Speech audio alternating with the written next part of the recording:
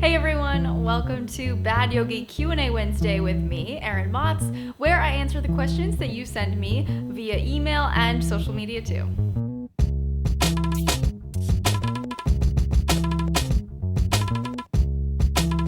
I look white today. I blend right in with my notebook. Okay.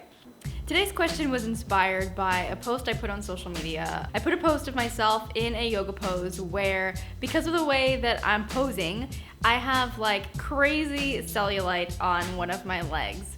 And this resonated with a lot of you because a lot of us fall into this habit of being overly critical of ourselves for things that are completely natural, completely normal, just part of having a body. Somehow we get into this frame of mind of thinking that if we don't look like people in magazines or people on social media or people on TV, then we're somehow abnormal or broken or there's something wrong with us or imperfect or that needs to be fixed or changed. The fact is, that's completely dead wrong. So today's Q&A is inspired by this idea. So the question comes to, how do I start loving my body? Drop a pin. Now, I'll be honest with you, I am still a work in progress on this thing, so I'm just gonna give you some of my personal best practices.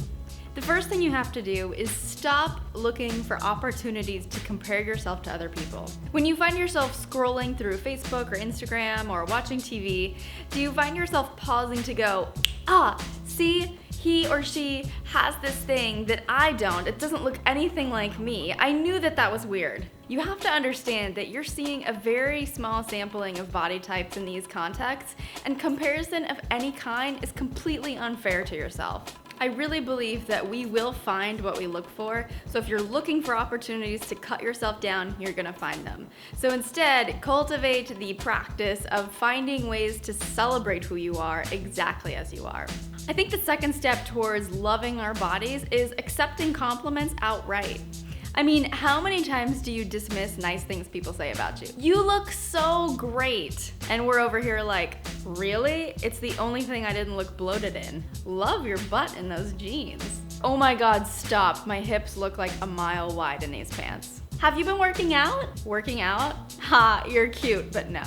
What if we just started accepting these compliments, said thank you, instead of trying to make excuses for ourselves for why we don't agree with these compliments? Responses like the ones I just mentioned really just come from our own insecurities and our own inability to see our own beauty. So the next time someone pays you a compliment, I want you to practice accepting it by saying thank you and not excusing it.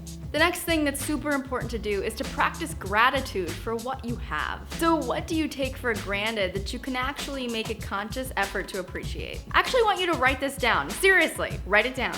It's so easy for us to beat ourselves up over things that are just part of having a human body. So I know especially for women, like we have a little cellulite, or maybe after some of us have had babies, you have a little loose tummy going on, or you feel like your boobs are weird. I mean, it's like, if we think of how many people would give anything to have experienced having children, or if it's not children, maybe it's just that you feel like your legs are too big, you know? Like, but how far do those legs take you? Did you walk 14,000 steps during your beach vacation?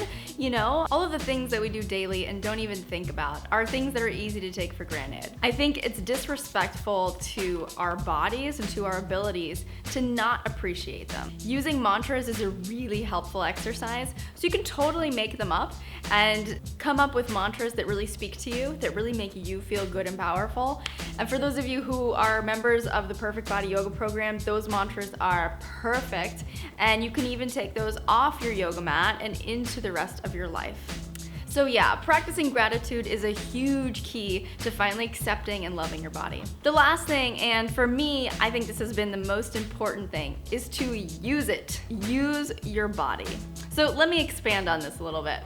Even though I carry a little extra fluff on me while living in France than I do when I am living in Florida, if I'm doing yoga and working out regularly, that doesn't bother me at all. Because I'm using my body in a way that feels good when I'm hiking in the backcountry here, or when my legs are shaking because I'm doing heavy squats at the gym, or when pigeon suddenly feels easy when I'm practicing yoga.